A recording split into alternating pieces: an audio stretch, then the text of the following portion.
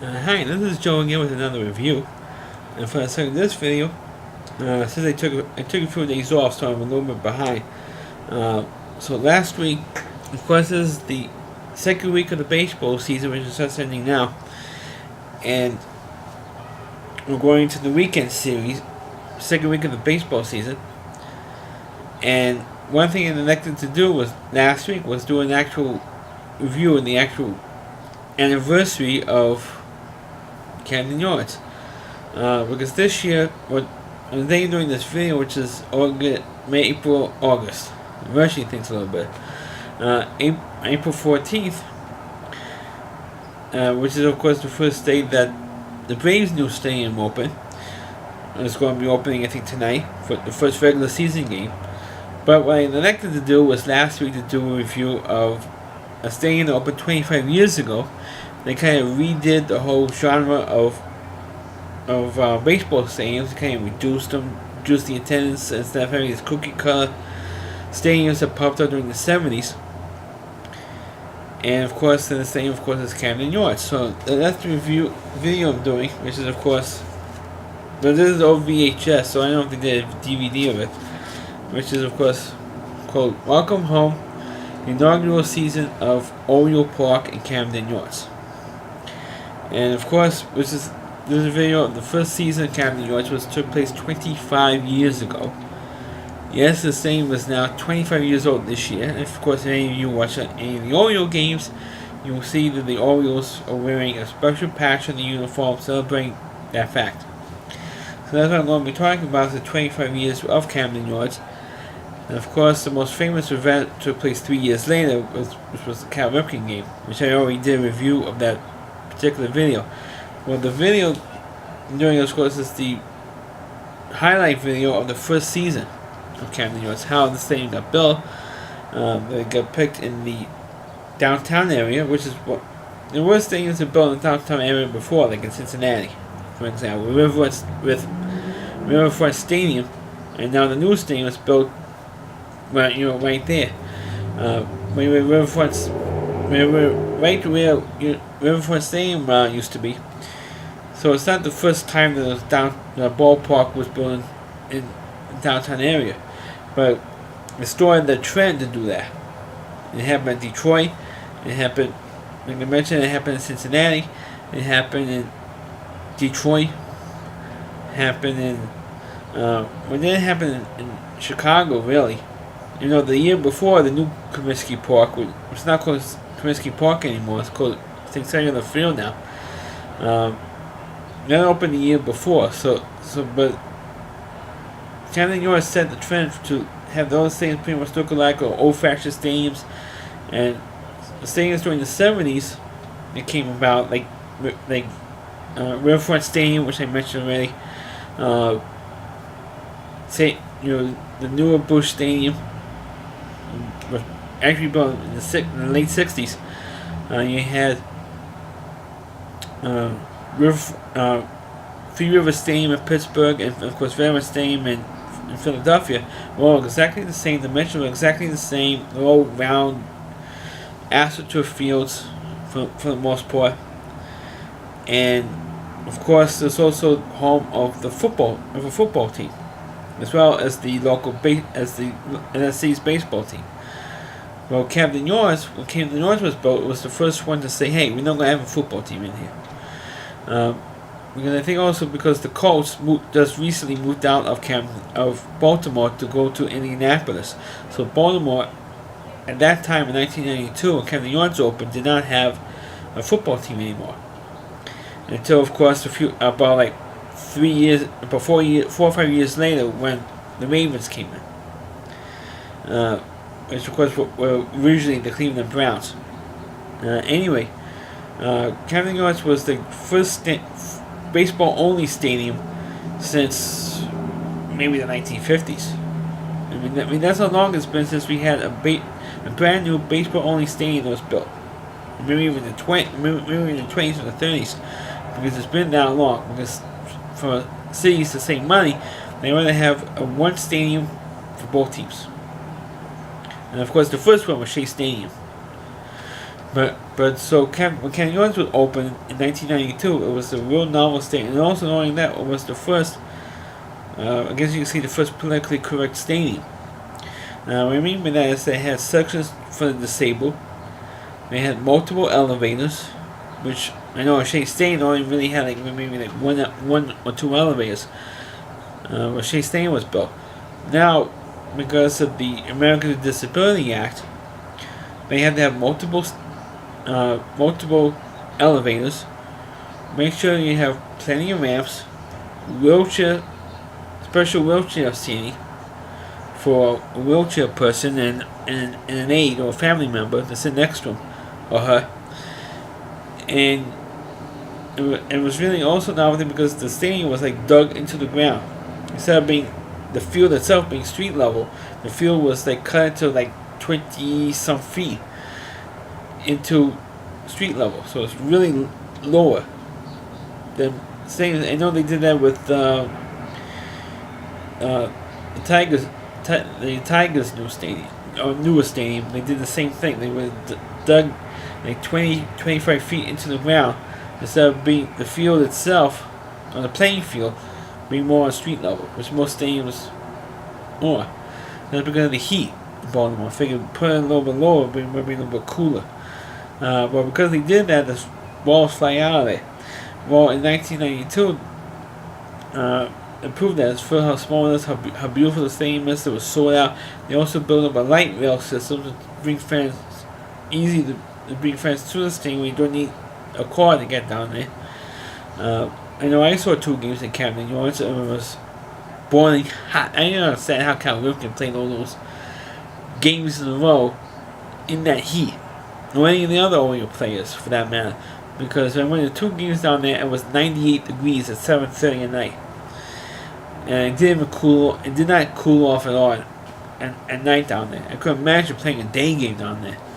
You could roast in Baltimore. I mean, seriously.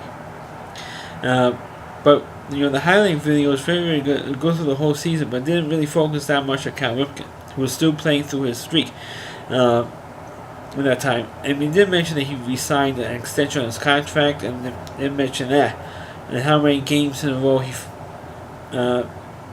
he had at the end of the season. But that's about it. They didn't really focus on him on Ripken that much, surprisingly, because he was the heart and soul of the team.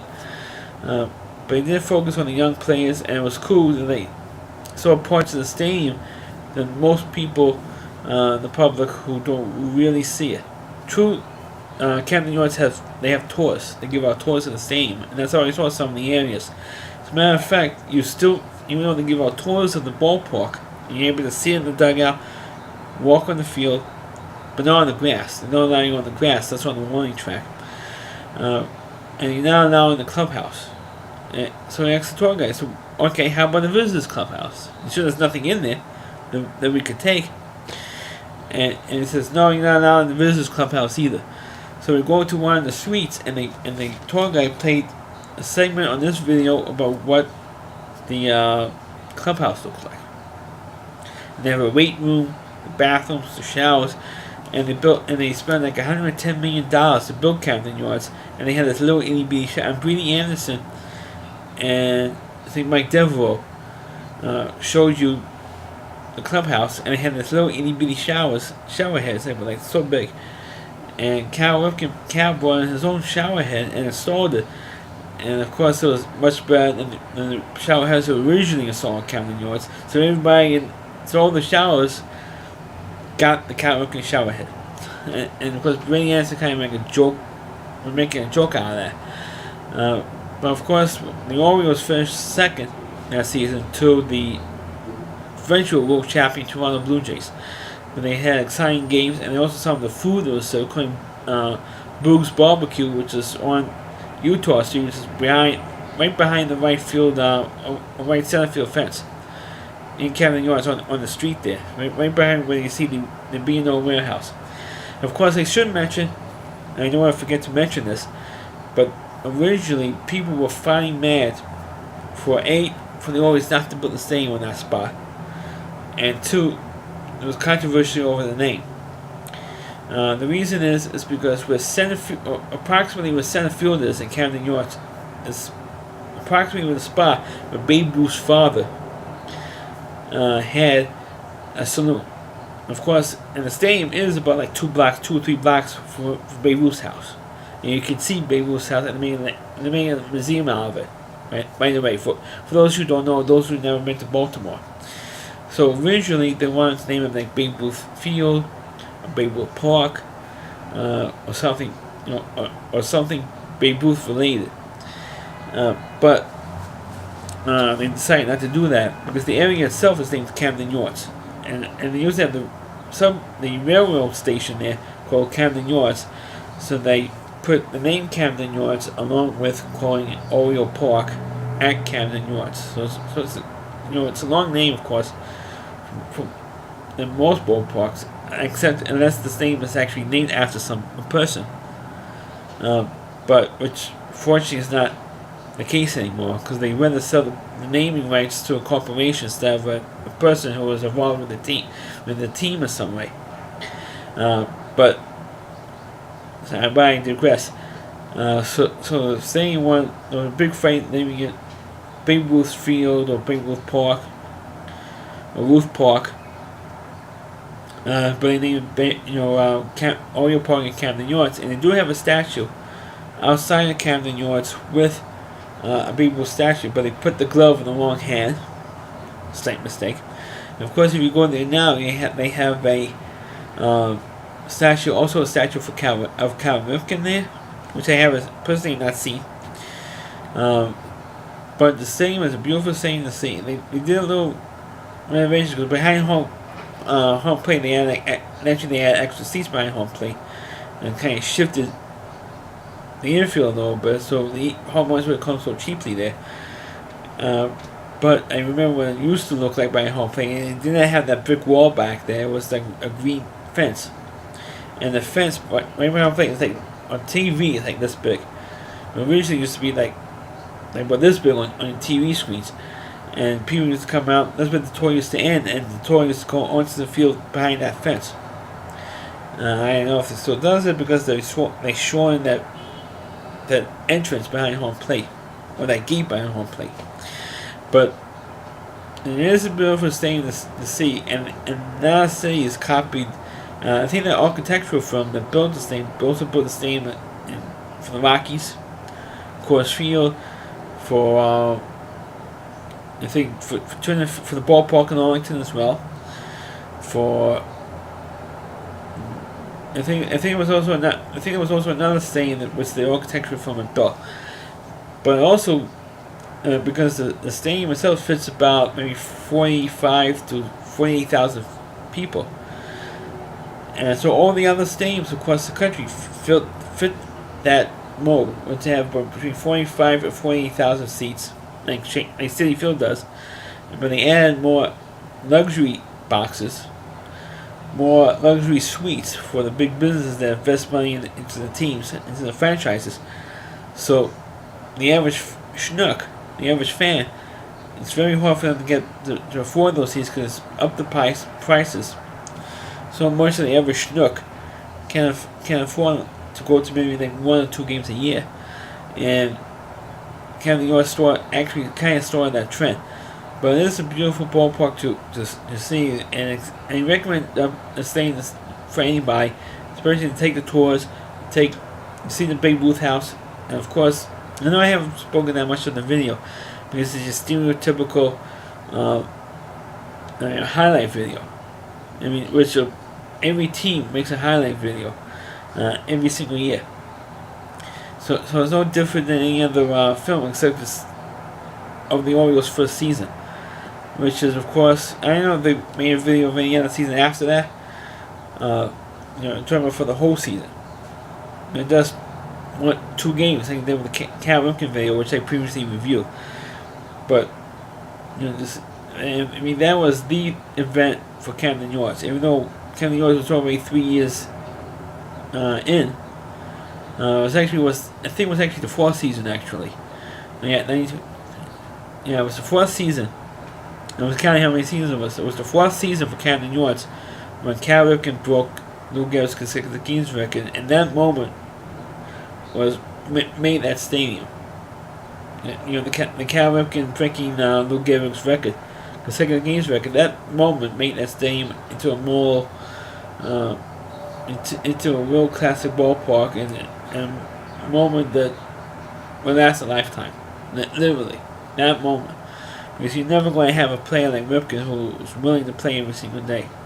Because you always guys who get hurt, or guys who slump, and the manager will bench them.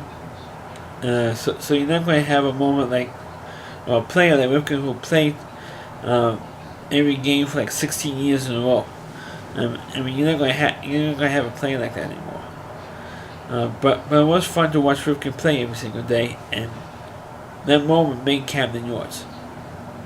Even though you had, of course, '96 when you had the Yankees only in playoffs, and of course they got screwed by Jeffrey Mayer. So fuck you, Mayer.